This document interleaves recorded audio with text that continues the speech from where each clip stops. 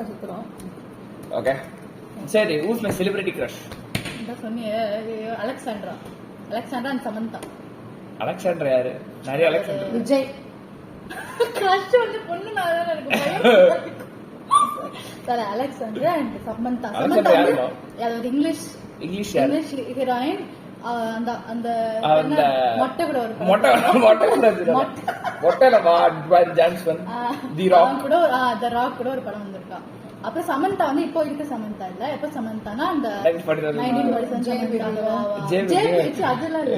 ஓ baby அந்த இல்ல, அது இல்ல. இந்த அஞ்சான் அந்த டைப். விஜய் சார். ஓகே, இப்போ என்னாச்சு?